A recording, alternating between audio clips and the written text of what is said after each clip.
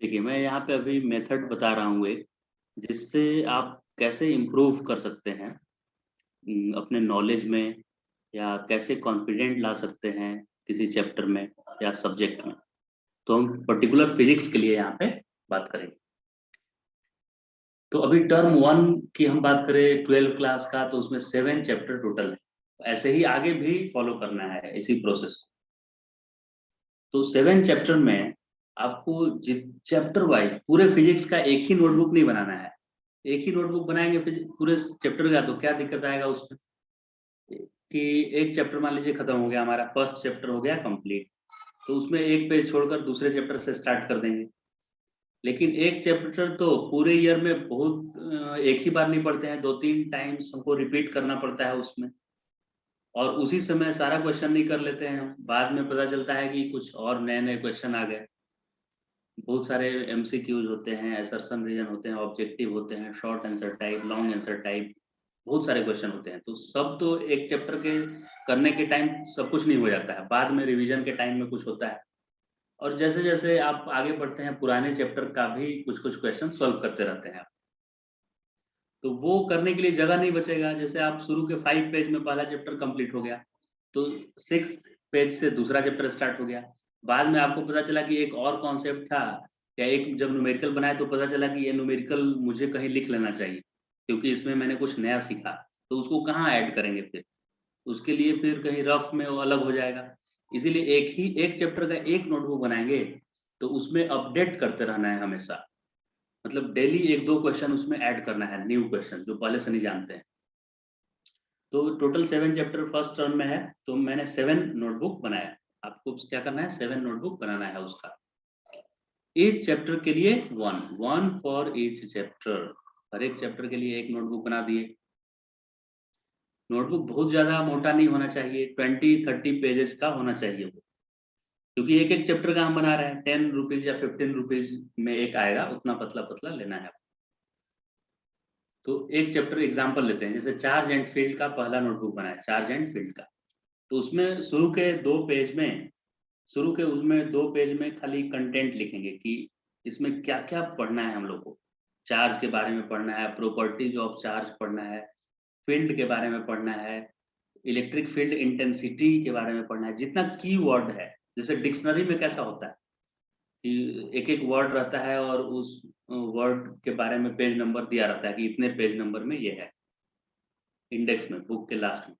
तो वैसे क्या क्या पढ़ना है इसमें खाली नाम आप लिख दीजिए। फील्ड पढ़ना है, electric field due to a point charge, electric field due to spherical charge distribution, electric field due to line charge distribution. ये सब जितने तरह का फील्ड होता है। फिर कूलम्ब्स लॉ पढ़ना है। फिर कूलम्ब्स लॉ में पढ़ना है डाई इलेक्ट्रिक एक टर्म पढ़ना है, परमिटिविटी, परमिबिलिटी, जितना भी टर्म्स है कूलम्ब्स लॉ से रिलेटेड सब लिखेंगे वहाँ। डाइपोल, इलेक्ट्रिक डाइपोल में पढ़ते हैं इलेक्ट्रिक डाइपोल का डेफिनेशन, इलेक्ट्रिक डाइपोल मोमेंट का डेफिनेशन पढ़ते हैं क्या है। फिर electric field on axial line क्या होता है, electric field at equatorial line क्या होता है, इलेक्ट्रिक पोटेंशियल ऑफ डाइपोल क्या होता है। ये सारा की वर्ड यहाँ पे सिर्फ लिखना है जो इस चैप्टर में पढ़ना है हम लोग। तो पहला 2 पेज या एक ही पेज में हो जाएगा ये कंप्लीट। फिर नेक्स्ट पेज में क्या लिखना है, उस चैप्टर का फॉर्मूला का लिस्ट होना चाहिए। फॉर्मूला का लिस्ट कैसा होना चाहिए, जैसे एक फॉर्मूला आपने लिखा F equal to K Q1 Q2 upon R square, Q1 Q2 upon R square, ऐसा फॉर्मूला लिखा।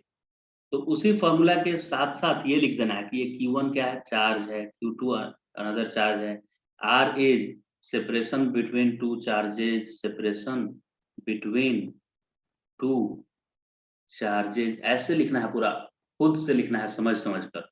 के बारे में लिखना है, के क्या है, तो ये कांस्टेंट एक है जिसका वैल्यू होता है 9 इंटू 10⁹। ये सब पूरा कंप्लीट इंफॉर्मेशन लिखना है कि इस फॉर्मूला में जो टर्म्स यूज हुए हैं उनका क्या नाम है। ये ऐसे कर करके, और सेकेंड थर्ड पेज में जितने भी फॉर्मूला है सब लिख देना है चैप्टर के। तो फर्स्ट पेज में क्या लिखे, चैप्टर में क्या क्या थ्योरी पढ़ना है उसका की पॉइंट लिख लिए, जो वर्ड के बारे में पढ़ेंगे हम लोग। फिर आगे के पेजेज में फॉर्मूला, सारे फॉर्मूला लिख लेंगे। तो इस तरह से 4 पेज मान लीजिए चला गया हमारा, 1 2 3 4। पेज नंबर 5 से अब इसके थ्योरी लिखना शुरू करेंगे कि इस चैप्टर में क्या क्या थ्योरी है। जैसे स्टेटमेंट ऑफ कूलम्ब्स लॉ क्या है, सुपरपोजिशन प्रिंसिपल क्या होता है, वो सब यहाँ पे लिखते चलेंगे। तो 5 नंबर से लेकर और मान लेते हैं कि 10 नंबर पेज में आपका थ्योरी चैप्टर का आ जाएगा। जो जो कॉन्सेप्ट सीखे हैं वो सब लिख देंगे। फिर उसके बाद क्या करेंगे, न्यूमेरिकल खाली सॉल्व करना है बस। ऑब्जेक्टिव क्वेश्चन हर दिन ऐड करते चलेंगे, 5 to 10 क्वेश्चन डेली उसमें सॉल्व करके लिखना है। क्वेश्चन भी और उसका सॉल्यूशन भी नीचे लिखना है, राइट। अब इस तरह से आपका एक नोटबुक तैयार हो गया। जब आपको रिवीजन करना होगा तो आपको इधर उधर भटकना नहीं पड़ेगा कि जैसे मैंने पूछा इलेक्ट्रिक डाइपोल का इक्वेटोरियल लाइन पे कितना होता है इलेक्ट्रिक फील्ड, तो याद नहीं है तो ढूंढने जाइए, इस बुक में नहीं मिल रहा है, उस बुक में नहीं मिल रहा है, कहीं कहीं सर्च करेंगे, दिक्कत होगा। और अभी ऐसा जब बना लेंगे हम नोटबुक, तो जैसे ही कोई क्वेश्चन मेरे माइंड में आया और मुझे नहीं याद है वो, तो जल्दी से हम अपना नोटबुक नंबर 1 ओपन करेंगे, फर्स्ट पेज में देख लेंगे कि अच्छा डाइपोल यहाँ है, पेज नंबर कितने में है, इतने में है, वो पेज नंबर में जाकर कॉन्सेप्ट क्लियर कर लेंगे। और खुद से हैंड रिटन रहेगा तो वो देखते ही समझ में आ जाएगा, उसको फिर आपको पढ़ना भी नहीं पड़ेगा दोबारा, खुद से लिखा हुआ जल्दी से समझ में आता है। यही काम आपको सारे चैप्टर्स के लिए करने हैं। चैप्टर नंबर 2 के लिए नोटबुक 2 बनाना है, ऐसे सारे चैप्टर का करना है और उसको हर दिन देखते रहना है। जो जो आपने उसमें अपडेट किया है उसका रिवीजन करते रहना है, तब वो आपके माइंड में परमानेंटली आपको याद हो जाएगा और एग्जाम तो बहुत ही अच्छा हो। आपको एग्जाम के लिए अलग से प्रिपेयर नहीं करना पड़ेगा, वो साथ ही साथ पूरे ईयर आपका होते चलेगा। और एग्जाम में लास्ट मोमेंट पे आपको टेंशन नहीं होगा, लास्ट मोमेंट पे कि रिवीजन करना है, मुझे अभी कुछ याद नहीं आ रहा है। एकदम ऐसा याद हो जाएगा जैसे आप खुद दूसरे को पढ़ाने लगेंगे, इस तरह से आपको याद हो जाएगा अगर इस पैटर्न में आप रिवीजन करें तो। अब जब न्यूमेरिकल कोई भी न्यूमेरिकल सॉल्व करेंगे, अलग अलग चैप्टर का अलग अलग नोटबुक बना लिया हमने, फिर उसमें फॉर्मूला भी, सारा फॉर्मूला लिख लिया है हमने, पहले थ्योरी भी सब कुछ पढ़ लिए। फिर न्यूमेरिकल जब करने जाएंगे तो उसमें इन स्टेप्स को फॉलो करेंगे माइंड में। कोई भी न्यूमेरिकल सॉल्व कर रहे हैं तो सबसे पहले उसमें स्टेप 1 में गिवन और अननोन को लिख दीजिए। क्वेश्चन पढ़ते रहना है, पढ़ते रहना है, और उसमें गिवन यूनिट देखकर पता चल जाएगा कि मीटर लिखा है यानी लेंथ दिया होगा, सेकेंड लिखा है यानी टाइम दिया होगा। ऐसे यूनिट देखकर और पता चल जाएगा। अगर उसको विजुअलाइज नहीं कर पाएंगे सिचुएशन को, तो भी यूनिट देखकर भी पता चल जाएगा कि क्या गिवन है। और विजुअलाइज कर रहे हैं क्वेश्चन पढ़ने के साथ साथ तो और भी अच्छी बात है। और नहीं भी कर पा रहे हैं विजुअलाइज सिचुएशन को, तो भी खाली यूनिट देखकर गिवन लिख दीजिए कि क्या है और अननोन क्या है, ये तो पता चल जाएगा। अननोन कैसे पता चलेगा, फाइंड रहेगा या हाउ मच या व्हाट, ऐसा क्वेश्चन रहेगा, तो आप पता चल जाएगा आपको कि ये चीज मुझे फाइंड करना है। तो गिवन अननोन सब कोई लिख सकता है, लिख देंगे गिवन और अननोन।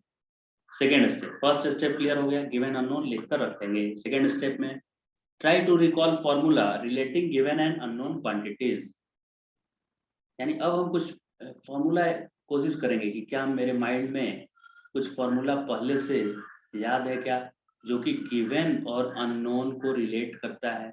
ऐसा कोई फॉर्मूला है क्या मेरे माइंड में।